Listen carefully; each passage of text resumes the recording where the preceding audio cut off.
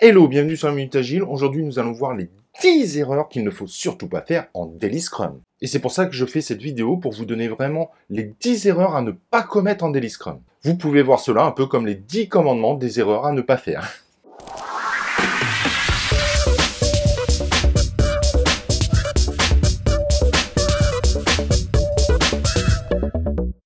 Alors, si jamais vous ne savez pas ce qu'est la Daily Scrum ou que c'est pas encore très clair pour vous, n'hésitez pas à aller voir notre vidéo sur le sujet. Elle est vraiment très intéressante et vous permettra de bien comprendre la notion de Daily Scrum. Et c'est une notion évidemment essentielle pour bien comprendre cette vidéo.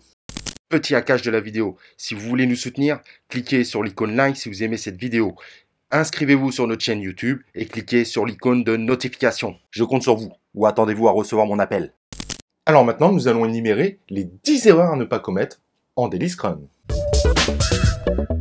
1. La Daily Scrum n'est pas faite pour résoudre les problèmes rencontrés. On va les évoquer, c'est important de les évoquer, mais si jamais il y a un problème à résoudre, on le résolvera après la Daily Scrum. Il ne faut surtout pas prendre du temps dans la Daily Scrum pour le résoudre, surtout qu'il y a un certain nombre de participants qui ne seront pas forcément concernés par ce problème, et vous risquez de casser la dynamique de la Daily Scrum et de la faire durer plus longtemps.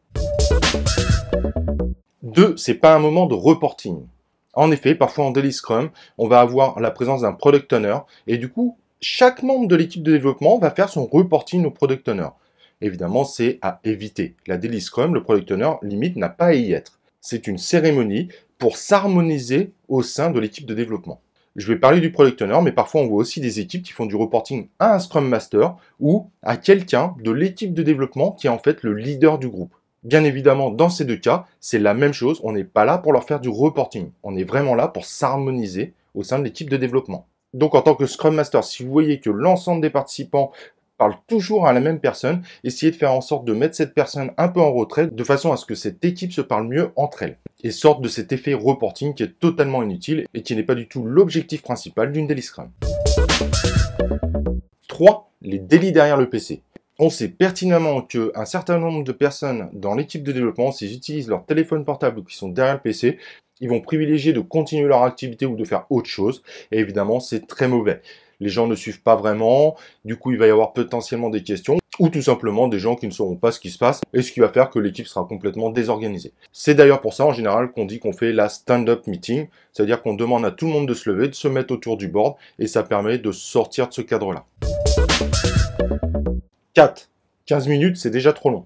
On dit toujours qu'une Daily Scrum ne doit pas durer plus de 15 minutes, parce qu'on sait pertinemment que l'ensemble de l'équipe sera moins productive à partir de ce moment-là. Mais 15 minutes, c'est la limite. Donc n'essayez pas d'aller à 15 minutes, mais privilégiez plutôt de faire 2 minutes maximum par personne. Donc dans un certain nombre de cas, quand on approche les 15 minutes, c'est déjà que c'est trop long. À moins que vous ayez une équipe de développement avec 7 à 9 personnes. Mais sinon, c'est déjà trop long. Honnêtement, y passer plus de 15 minutes le matin, c'est souvent contre-productif. Et bien évidemment, si vous voyez des délits qui durent 30 minutes à 45 minutes, parce qu'on en voit parfois, il faut stopper totalement ce type de délit et revoir le format. 5. Évitez ceux qui ne participent pas. Il y en a qui vont dire « Oui, mais bon, ça a déjà été dit, moi je dis pas, c'est bon, c'est ok. » Non, non, la délit, c'est l'harmonisation, tout le monde doit parler et s'exprimer, et c'est pour ça que le format dit « Chacun s'exprime un à un ». Et on sait pertinemment que s'il y en a un dans le lot qui ne participe pas, il y a un risque de désorganisation. C'est pas parce que lui pense que tout le monde sait que la réalité est là. Donc si vous voyez que l'un des membres ne participe pas, il faut vraiment l'amener à s'exprimer lors de la délit. 6. Évitez les délits qui changent d'heure ou qu'on ne fait pas certains jours parce qu'on considère qu'on n'a pas le temps. La délit, c'est tous les jours, à la même heure, sur le même lieu. Ça peut paraître un peu strict, mais on voit beaucoup d'équipes, quand elles ne font pas cet effort-là, au bout d'un moment, elles finissent par ne plus faire la daily, ou la faire l'après-midi de temps en temps, et d'enlever le côté sérieux de cette cérémonie. C'est pour ça vraiment qu'on recommande d'avoir des horaires fixes, un lieu fixe, et qui sont connus par l'ensemble de l'équipe.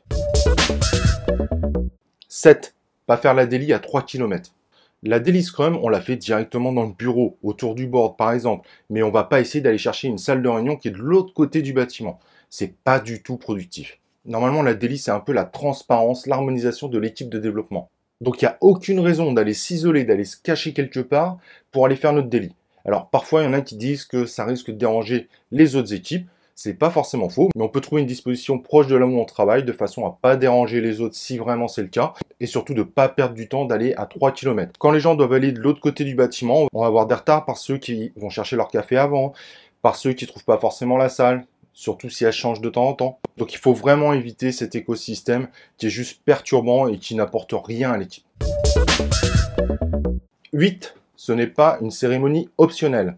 Les gens ne viennent pas quand ils ont envie de venir. Les membres de l'équipe de développement ne doivent pas l'éviter si soi-disant ils ont autre chose à faire. Non, la daily, c'est justement pour ça qu'on fait 15 minutes maximum, c'est pour que tout le monde participe et qu'on ne se retrouve pas régulièrement avec des absences dites exceptionnelles. On sait pertinemment que quand il y a des membres de l'équipe de développement qui commencent à se donner l'autorisation de ne pas venir certaines fois, ce nombre de cas augmente et forcément, la daily perd réellement de son intérêt. 9. C'est pas le moment de donner des directives. Alors tout à l'heure, on parlait des reporting, mais parfois il y a aussi des Scrum Masters qui en réalité sont des chefs de projet ou des Product Owners qui ont plus de droits parce que le métier est très important dans l'entreprise, qui viennent pour donner des ordres. C'est formellement interdit, on n'a pas à faire ça. La Daily Scrum, c'est l'harmonisation de l'équipe de développement. Il n'y a aucune raison qu'il y ait des gens qui viennent nous dire ce qu'on doit faire, alors que l'équipe Scrum est censée être une équipe autonome. Que ce soit le Scrum Master, que ce soit le manager, que ce soit le Product Owner, ils n'ont aucun pouvoir de gouvernance sur ce que fait l'équipe de développement. 10. Ne parlez que du sprint et pas du futur. La Daily Scrum, c'est pas le moment où on va commencer à prévoir ce qu'on va faire dans 2 ou 3 sprints. Il y a d'autres cérémonies qui servent à ça. La Daily Scrum, c'est pour parler du sprint en cours.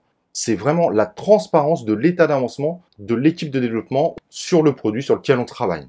Voilà, autant certaines de ces erreurs que j'ai dites sont classiques, autant d'autres le sont peut-être un peu moins. Mais en évitant ces 10 erreurs, je vous assure déjà que vos dailies seront bien plus performantes. Si la Daily Scrum a pour but d'harmoniser l'équipe de développement entre elles, elle va aussi amener l'équipe indirectement à l'autonomie. Donc ne pas bien la faire, et surtout dans les équipes qui sont novices, risque de vous amener dans un Scrum qui ne sera plus vraiment un Scrum. Voilà, si jamais vous avez des questions autour de ce sujet ou que vous avez d'autres erreurs que vous avez rencontrées et que vous voulez partager, n'hésitez pas à le faire en commentaire. Je suis sûr que le partage des erreurs que vous avez pu rencontrer intéressera beaucoup de monde. Moi, j'ai cité les 10 que j'ai le plus rencontrés, mais évidemment, il y en a d'autres qui peuvent apparaître. Et donc, se les partager entre nous sera forcément un plus pour tout le monde. Voilà, j'espère que cette vidéo vous a plu. Et moi, ce que je vous propose, bien évidemment, c'est de se retrouver dans un prochain épisode de La Minute Agile.